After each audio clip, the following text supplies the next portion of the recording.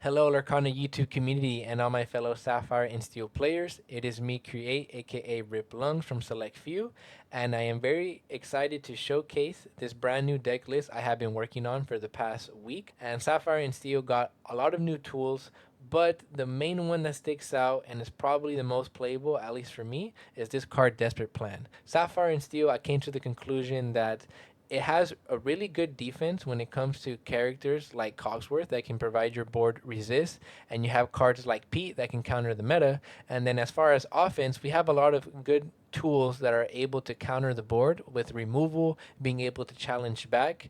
But what the deck was lacking was a solid draw engine. The reason why this card works in this build in particular is because with Sapphire and Steel, what I always loved about the deck is you're able to ramp. Without Hiram, we've lost the ability to have the same amount of resources as we're dumping our hand into the inkwell. But now with the card like Desperate Plan, you're able to curve out ramp, and if you run out of cards, don't worry, you have this card that can refill your hand.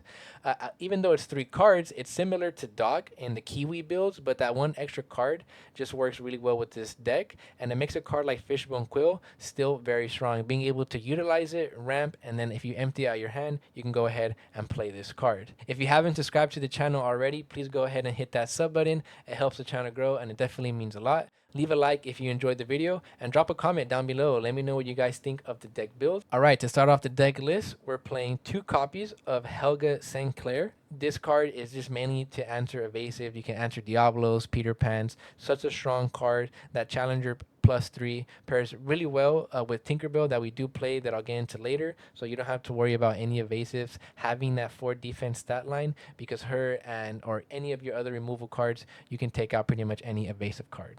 Followed by Helga, we're playing 4 copies of Mr. Smee. These 6 cards right here are going to be your defense, anti-aggro tools if you need to play cards against opponents who are trying to go to out-aggro you very early.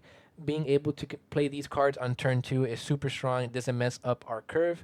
We're not playing any 1-drop characters, and the reason for that is because we are playing Popsicle and we're playing Belle, so that kind of acts like a pseudo 1-drop character. But Mr. Smee, Quest for 2, it's a 3/3. For our 3-drops, we're playing 3 copies of Pete. We're in a Pete meta, a lot of Amber Steel, a lot of Green Steel, and just in case for any Ruby decks, you can always counter with a Pete to stop those Be Prepared. Such an awesome singer. You're able to sing Let the Storm in the Range On, Strength to the Raging Fire, cards like that are very powerful. So on curve, just in case you miss ramp, you can go 2, 3, 4. Play another character on your turn 4, and you can sing Strength to the Raging Fire. Why no 4 Pete? Well, I think you don't really need to see a Pete early on, even though it is really good, like against Green Steel, to stop Ursula from discarding your hand. But other than that, 1P is fine just to get you to that Cosworth if you're going against any like steel decks. After you ramp, you can play the Pete, and that way stall out a turn to get some characters on the board to fight back once you have that Cosworth out on the board. You can play 4 Pete, but I think 3 is the perfect amount. We're playing a very old school classic card, and this is going to be Detective Mickey. I really value the resources in my hand, and if I could just ink from somewhere else, I'd be more than happy to do that. And with Mickey Mouse, he can ink the top card of your deck. He is also a singer to sing those cards just like Pete. The main reason why this deck works and why it's so strong is being able to get that 1 turn ahead to play these big cost characters that cost 5 or 6 ink.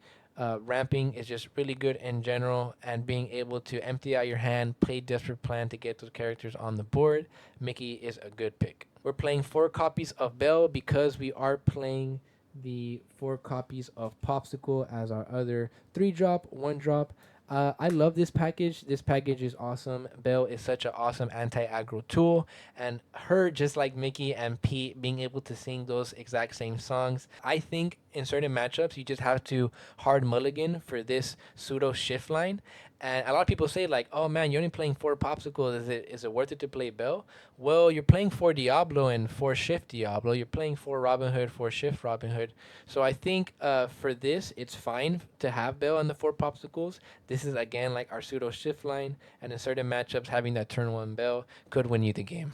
For our 5-drop characters, we're playing 3 copies of Tragic Beast, aka Sad Beast. So I'd rather make my opponent have the answer to stop Beast from drawing me a card. And even if they did want to ping my Beast, let's say for example against Amber Steel, go ahead, you're gonna ping it, but now on my turn he's gonna swing for 7 attack, and I can get rid of those pesky 4 willpower, 5 willpower characters. And then again, not having Hiram, we just need to have a consistent draw engine, and Beast is just one of the best cards to have it, and he's also a singer. Followed by Beast and that new card that I mentioned earlier, we're playing 3 copies of Namaari. Now, Namaari is such an awesome card, and it's really what this Sapphire and Steel deck needed. For those of you who aren't aware of her ability is when you play this character, and at the start of your turn, you may draw a card and discard a card. So just like Beast, where you're drawing a card, yes, you discard a card, but that's what makes having extra copies late game of Mickey Mouse or Disparate Plan. You can cycle those cards out, put them in the trash. The second effect is for every card in your discard, she gets +1 attack, but that also applies on your opponent's turn. So when I was first testing her out, I didn't realize that she gains the attack still on your opponent's turn. Her being able to potentially one-shot locations is exactly what this deck needed, and being able again to fight those pesky 4 willpower, 5 willpower characters. So not only does she play the role like Beast, where she's cycling your deck and drawing you cards, she can also contest the board back, unlike Beast, where you never really want to exert him. For our last 5 drop, we're playing the classic Cogsworth.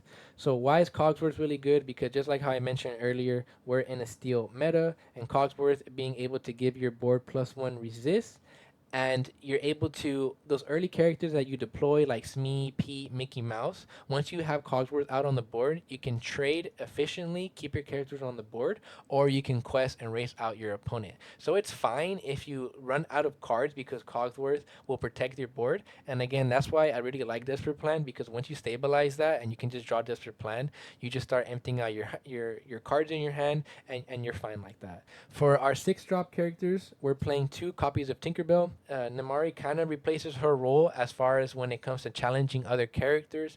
Yes, the 4 attack is still very strong and can take out opposing daisies, but it can't take out opposing Rapunzels or other, pesky characters. And I think Namaari being able to draw a card, filling in that absence of the draw power that we were lacking, I think you just are forced to play her. And I had to find room somewhere in the deck, and I think Tinkerbell was it. Tinkerbell is still very strong. Once you slam her down, you can stall the board out. And again, in this steel meta or against Amethyst decks, she's very strong. She doesn't do too much against Ruby Sapphire, but that's why Namaari kind of fills in that role for her in that matchup, because you can play her instead, and you can draw cards, and then she can trade with manners more efficiently. But Tinkerbell's still pretty good. This deck's a ramp deck. You want to be able to play big bodies, and having 2 copies of her, I think, is fine. You can cut her to play other cards, but again, I think for me personally, two is good. We're playing 1 spicy card. We're playing 1 Ariel, Sonic Warrior. So I've never played this card in Sapphire and Steel and my whole career in the past 8 sets of playing Sapphire and Steel. But Lorcana Justice actually put me on, and he pretty much showed me how powerful this card is. So for those of you who don't know, she has a 3/8 attack and defense stat line. And her effect is whenever you play a song, you can pay an additional 2 ink to deal 3 damage to an opposing character. So she kind of also fills in that role with Tinkerbell, since they're both 6 drop characters. Tinkerbell doing 1 damage to everything on the board, but Ariel, if you pair that with a Strength or a Let the Storm the Raid Drawn or Grab Your Swords, you're looking at dealing instead of 2 damage to 3 damage, anywhere from 4 to 5 damage, and you can take out big cost characters like that. What I also like about her is she cannot get World's Greatest Criminal Mind. She has that 3 attack line, and with that 8 defensive stat, steel decks really do have a hard time getting rid of her. So you can visions into a swords, and you can kind of control your way back into the game when you're on the draw. You can play more copies of Ariel, but for me personally, I'm testing out 1, but I think 2 might be the way to go. And then for the awesome last 6 drop character, or last character in the deck, we're playing 6 shiny Tamatoa. Oh my, happy as a clam. This card is one of my favorite cards in Sapphire and Steel, and it's the reason why I love this deck.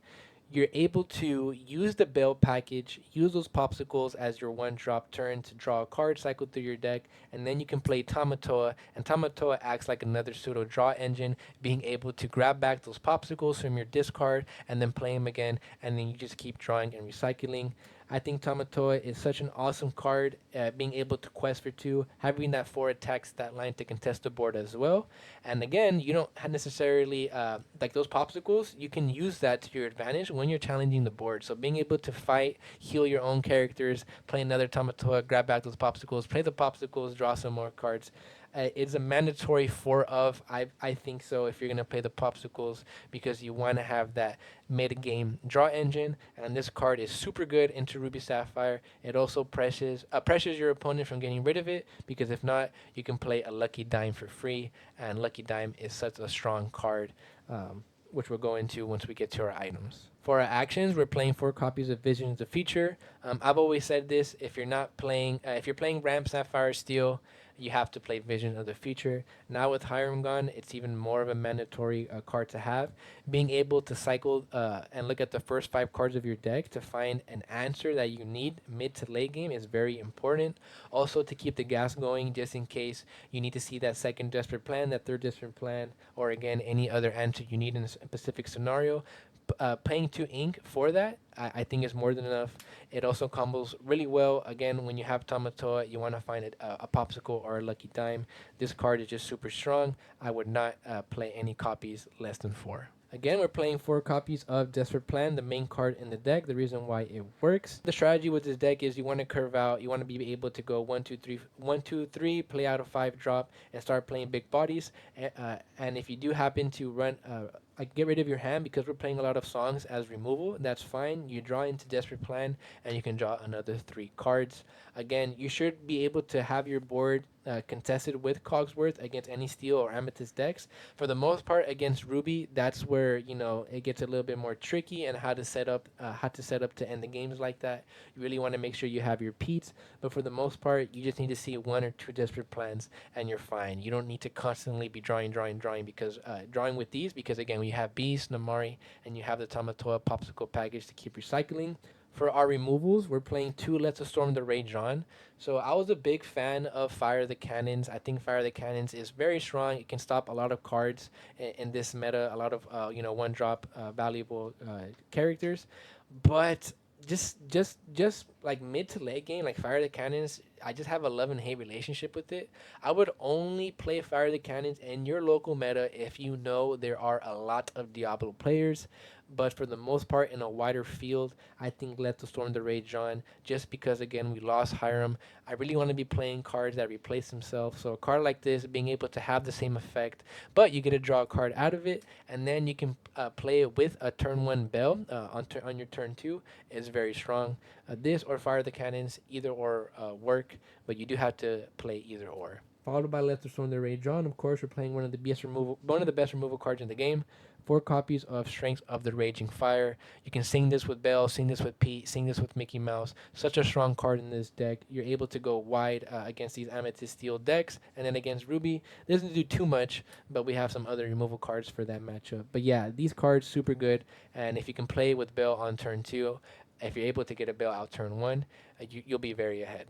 Against Ruby decks, Ruby Sapphire in particular, or anything that it's just really hard to get remove. We have 2 copies of Let It Go. We have a lot of 5 cost characters. We're not really playing any 4 drops, or we're not playing any 4 drops at all. So playing a card like Along Came Zeus, even though you can sing it with your 5 cost characters, overall with the uninkables we're at already, Let It Go is just a perfect alternative.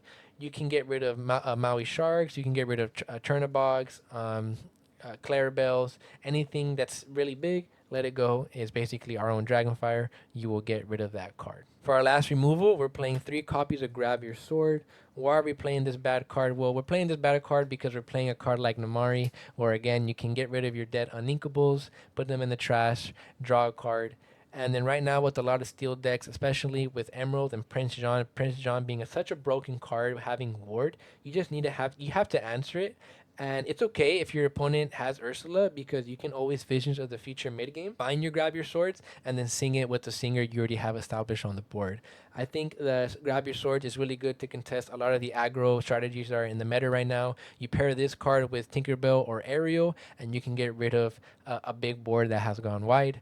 Really only bad into Ruby Sapphire, but again, you can ink it with Namaari, no issue there. I think all of these tools for removal are super solid. You have a lot of different ways to remove different characters on the board.